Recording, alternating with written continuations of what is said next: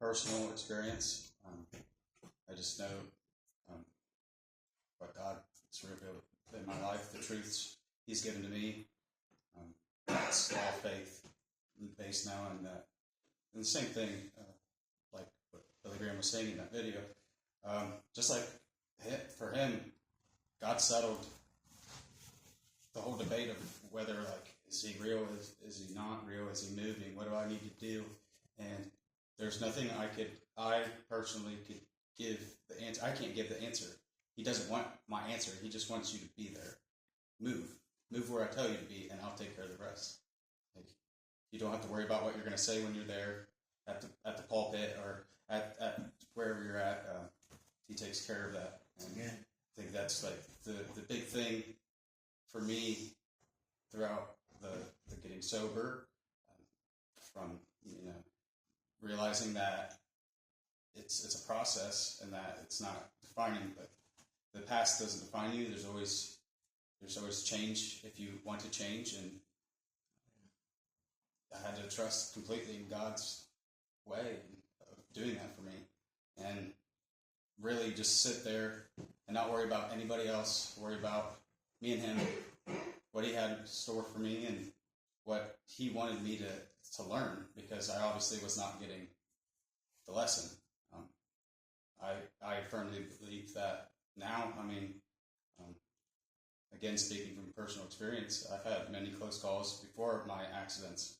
I mean, there should have been many times I was arrested, but I wasn't, and I think those were things where God was kind of giving me a little bit of a nudge, like, hey, man, we're getting close. Hey, you took out the mailbox. What if that was a person? I mean, until it happened, I mean, they always say, like, until you get caught, you're not in trouble or whatever. You're not going to really feel the consequences until that comes down on you. But God knows how to get a hold of us like that, and He does what He has to do. And He's, again, in same with His judgment, again, what Billy was saying, that His judgment doesn't change either. He's going to give you the opportunities, but if you're just going to flat out refuse it, and He knows in your heart you're just not going to make the change, I mean, you're wasting His grace, you're wasting His gift to us. And He can take that. He takes those gifts. He can take them. And He says that too. It's not always like taking your life, but it's taking other things. I'm constantly always going through stuff in my head. I'm a very introspective person. I like to really get on myself because I don't want anybody else to say it first. Before, I used to be very oblivious. Now I'm almost super self-aware of myself. I know I'm not going to be the first picked on the team for some things. That's fine. But that's not what life's about, though. I know what I'm good at and what I'm not. And I'm okay with that. I'm going to settle that I need to get better at things and that I'm going to be wrong most of the time. But in my faith, what He showed me in getting sober, like, I never thought that would happen.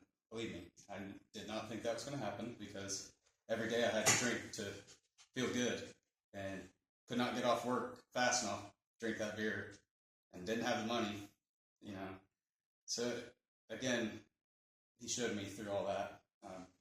And with my thoughts, I'm always battling myself, and I'm going to call that the daily battles, which is why I called it head-to-heart combat, because there's too much crap that's getting thrown at us right now, whether it's political or it's emotions being pulled, how we're supposed to feel about the real world, how we're supposed to feel of the government, how we're supposed to feel what's happening with food, what's happening with money, what's happening with the next virus, the next what happens. I mean, it's going to affect everybody. One way or another, somebody's going to be affected, and you might not be affected by all of it, but somebody's going to be affected by one of those things. So we can't just, belittle or make lesser of those. They're pretty big deals to those people. I mean, the worst things that happen to us are really the worst things that happen to us, because that is the worst thing that has happened to us in our life. I mean, we have nothing to base those things off of. So it's when people freak out, I mean, over something real small, maybe they just haven't experienced anything worse than that. I mean, a fender bender is the worst thing. I'll tell you, being in jail, probation, that's pretty bad. So that's opened my eyes and been able to see, like, okay, you know, I'm not in jail. This is a good day. I'm not, you know, I don't have to worry about what's for dinner. You know, I've got a roof over my head, and I should be thankful.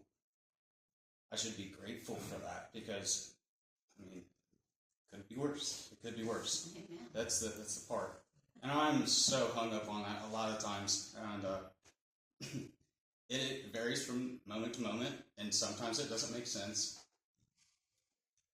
And I got ADHD, and everybody says that they got it, but I've got it bad. So it's hard for me to keep on track with things I even love doing. It's hard for me to keep a detailed and structured agenda because I've got 100 things that are going through my mind, what I want to do, how I feel about those things that I want to do, how I feel about somebody else 10 years ago yelling at me. You know, it just doesn't stop. I can't just focus. So that's one of these things where I have had a very hard difficulty of just slowing down, seeing what the issue here or the lesson that needs to be learned, instead of freaking out like I've got, you know, the end of the world's coming. But it's really not. I need to remember that it's not the worst, and that he has things for me to read. He's got reassurances, encouragement that are for me, for everything. And the things the lies that I'll tell myself, like how inadequate I am at these things, or how my hair's fall, it's not growing right, it ain't good anymore. Didn't look like in high school. And that was not even that long ago. So something's up. I'm like, whether I got poisoned or it's the food, I don't know. It's probably the jail, I'm just saying. But it's just stupid things like that we will tell ourselves. We'll be sitting, you know, having a good day, and then all of a sudden we just kind of start getting in our own minds like, man, I stink today. And then, oh yeah, I stink. And I got a bunch of cats. And I'm, you know, I got no bank account and stuff like that. You start really going in on yourself. And that's not even the point. You can't take it to heaven with you. You can't take any of this with us. Yeah, you need to live. You need to live. I get it. What I'm saying is how our mental battles here are spiritual, too. They become entangled, and we need to figure out how to separate it. And I feel like that has helped me. And it's not, you know, I'm not 100% on it. I'm still working very hard on it. But he's opened my eyes to these things. I've had to give up all my friends.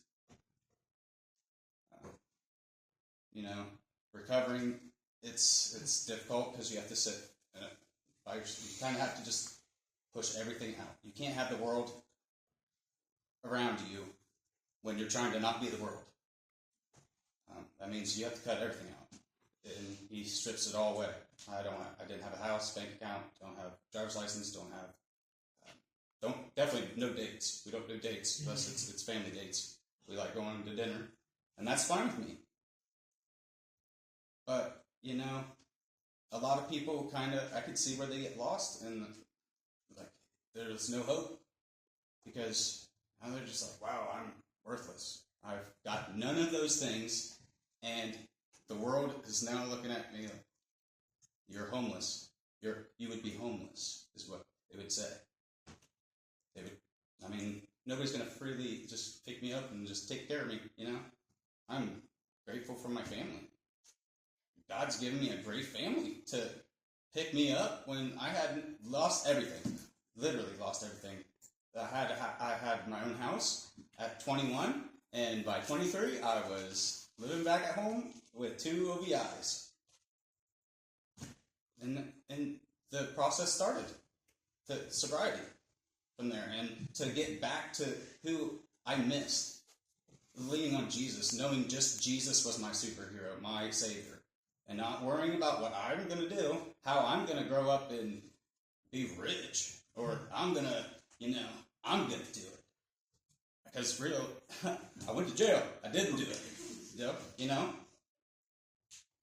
I like to make a joke of that because, he used that, and I made it out. So I'm able to. But it was not fun, definitely not fun during that time. And again, it's these little things that'll irritate us. Like, I have cats through my sobriety, they asked us to find a hobby. Okay, so I just explained to you guys how I have no bank account, I have no driver license, no job, no friends, no dating life. Hair's not great, but we're getting there. Let's see, chipped my tooth. We still have to get that fixed. And I'm taking ADHD medicine every day, just to keep focused. And when all that hits, I can freak out, or I can choose to be like, hold on, man. He saved you. Be grateful. The grace is here. Amen. We don't need to freak out about where our position is in the world, because he doesn't care, because it doesn't matter. None of it matters. At the end of the day, you're not taking it with you, because what we're being judged on is how much we are living like him, living for him, loving each other. The cards, John and Sue, you guys send me cards encouraging me. I keep them, it's encouraging. Ruth, you invited me over when I was a little boy with the cars and stuff. You let me play over at your house and watch me, and everybody watching Rod work. Nathan helped me with my tire one time. It's the family, the love. Your guys are taking your time. Those are moments I remember. I'll remember those moments. I don't forget them. I'm not going to forget them. I want people to know that I remember those. Those are important. God's laid those moments and opportunities on your heart, and you moved. You didn't have to, and nobody was like, did you see what they did for me? No. And you did it anyway, and I can't imagine how many other times or how many other people, have been impacted like that and never got a thank you back, or never. And then that kind of make good people feel underappreciated, and then it makes it kind of hard to do the right thing. And then back to the mental stuff. Does anybody really care about me? Does anybody see what I'm actually doing? Do they reciprocate the feelings? Do they care enough to do the exact same I try to do? How I try to live. That's me showing my Jesus. The way I work for, Grandpa cutting wood or whatever. I'm like, anything I'm doing, I need to, because I don't have a job, and I'm not doing it for and I'm not doing it for, hey, you're gonna be on the team. Do good. Don't care. What you need to do is everything you're doing I'm doing this because, I can't do a lot of things well, but I can sure split wood good.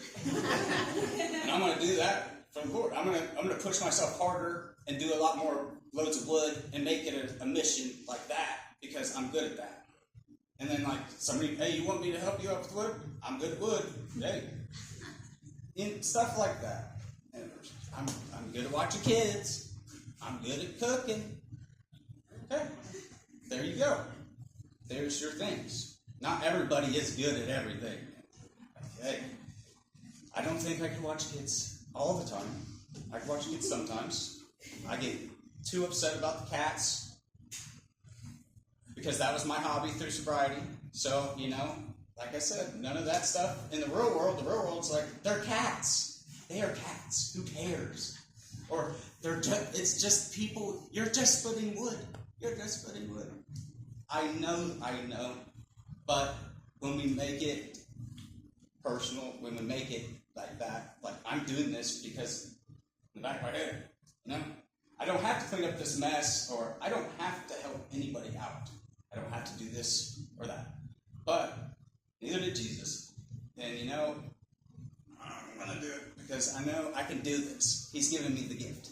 He's given me that gift to do it. So that was the long-winded part of that part.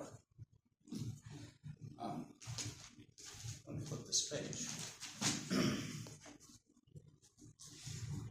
So now the main part I want to get to in the combat with our heads and the heart and separating that. And the devil, I'm convinced, he works in obvious ways. Jesus will work in mysterious ways. I know that alcohol is bad.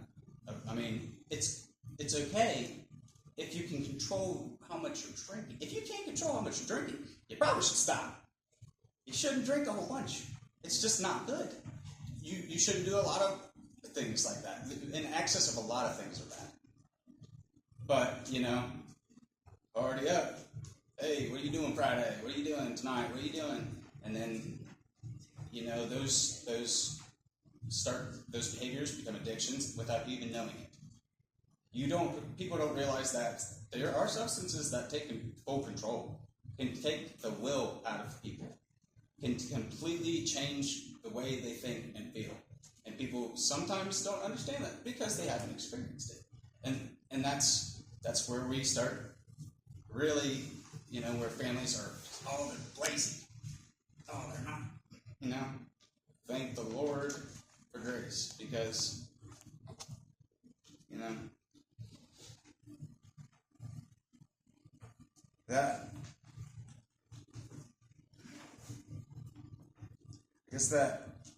that part of where you have to realize the world's not out to help you.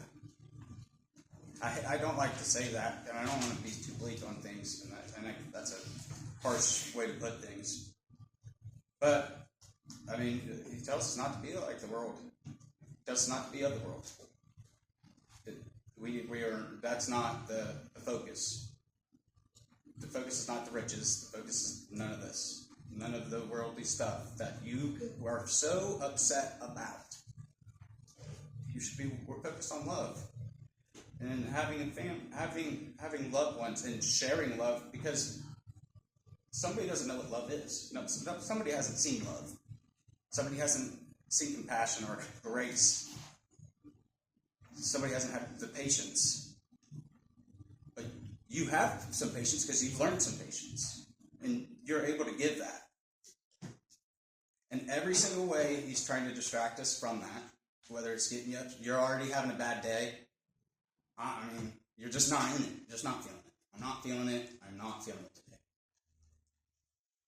How am I supposed to actually get into helping or to be a productive part of work or the family, whatever it is, the school? I mean, I'm not going to be in it. No, you shouldn't be super hyped up. I'm not saying you should be jazzed all the time at school. It's not going to be fun. Life's not fun, but you don't need to make it harder on yourself.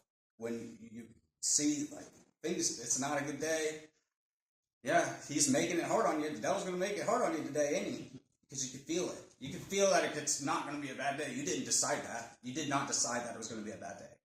You did not want that. You did not choose that. And Jesus didn't choose that either. And there's those little things throughout the day, you know, just little things that'll add up. And then you could just totally miss the little moments of showing your love, showing your grace and compassion, because you just didn't feel it today. You did not feel it today, but that one opportunity you had could have been the last chance for that kid, last chance for that person. Before they were like, that's it. I don't want anything to do with anybody like that anymore. I'm done. And then now we have a whole other problem. We need to look in the Bible because those things are too much in our face, like the billboards. Like I said, the devil is obvious. Those things are advertisements in our head. You hate yourself. You hate yourself. You're ugly. You're dumb. Man, you can't walk right. Man, you're slow. And it just keeps going.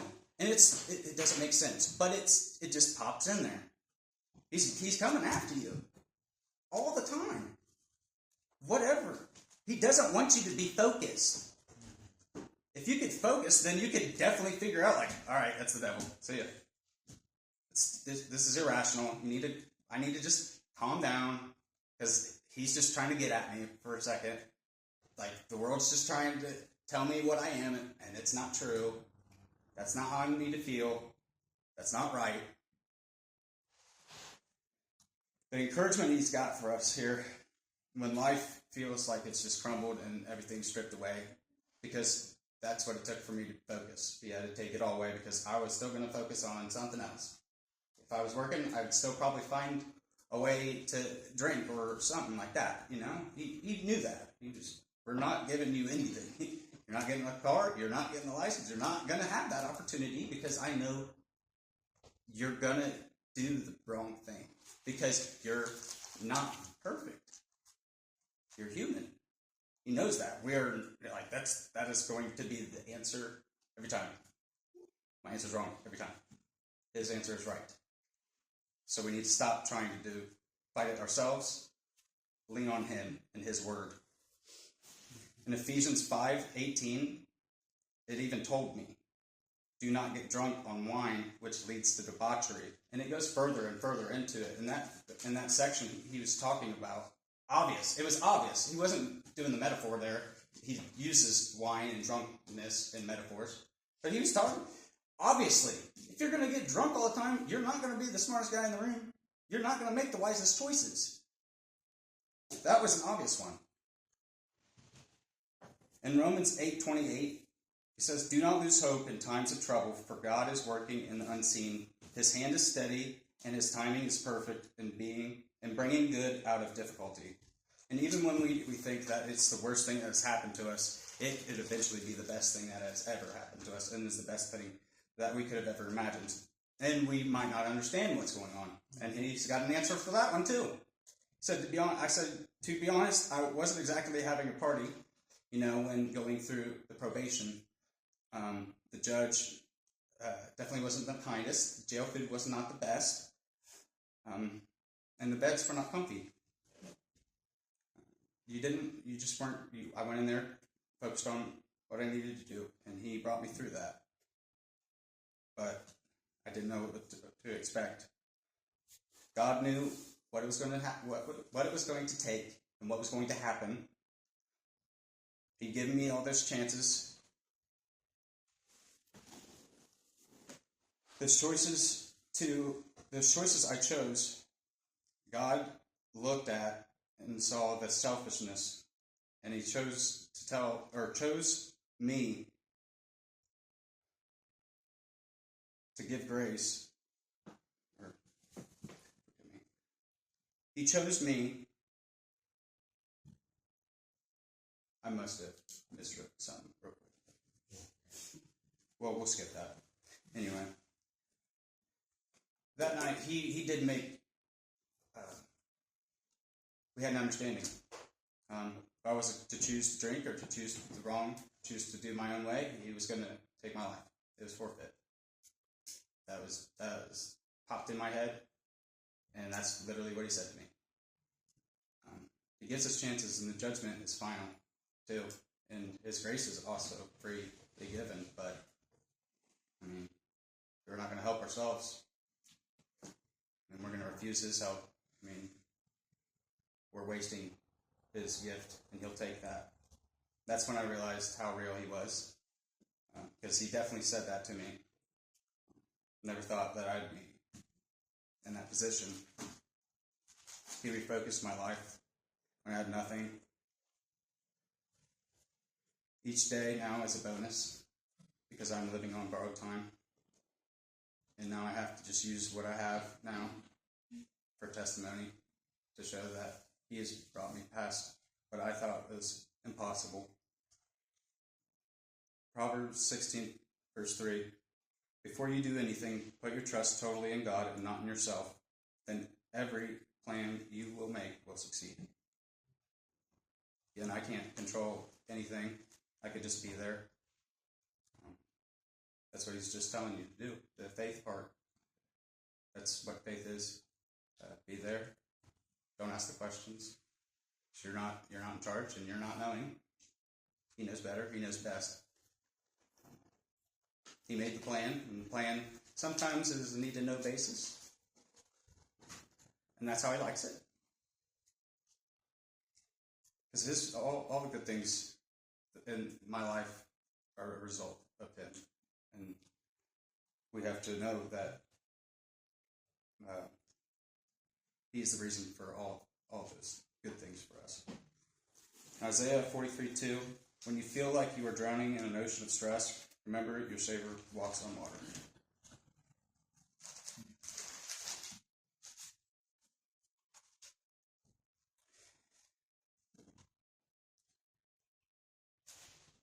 And with these daily battles, it's distraction comes in, and we're also beating ourselves up, and it's hard to take things face value, But with every trial, God is building unshakable faith within you. His love will never leave you, even in the hardest moments. And that's in James chapter 1, verse 2 and 3. We don't even have to understand the process, just know his will is always good. And that's in Jeremiah 30. You can find him telling us this. His is always good, no matter what the process or what the purpose or what it's going to be. We don't need to know.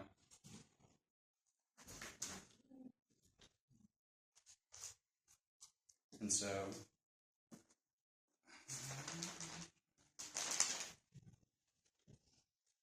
one final.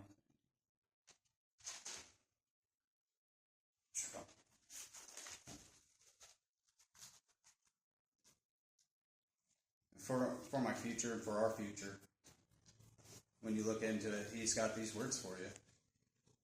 In Acts chapter 5, what God has planned for you, nothing can stop it. Esther chapter 2, verse 15. God is giving you favor and opening doors that you haven't even thought to knock on. Amen. So, look for the stuff. I'm not the best at organizing these thoughts, but when I was looking around for these verses and you just started throwing them at me, it's undeniable. There's going to be trials. 1 Peter chapter 5, verse 10. Yes, you will suffer for a short time, but after that, God will make everything right. He will make you strong.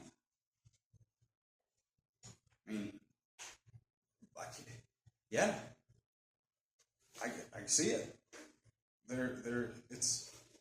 It's not going to be easy. The road's not going to be easy. That's the purpose of the faith. And at the end of the day, I just want to be able to say exactly this. 2 Timothy 4:7. I have fought the good fight. I have finished the race. I have kept the faith.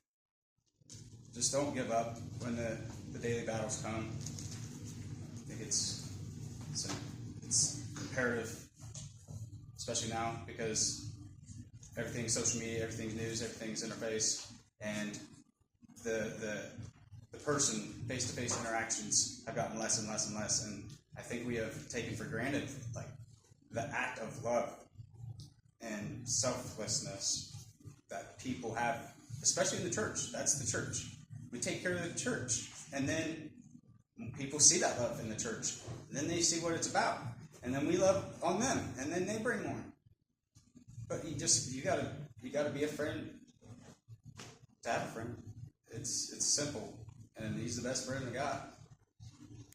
It's just encouragement. I think that I need to get better at a lot of things as far as getting into my word. I need to get better at showing up at Bible study. I need to get better at doing things.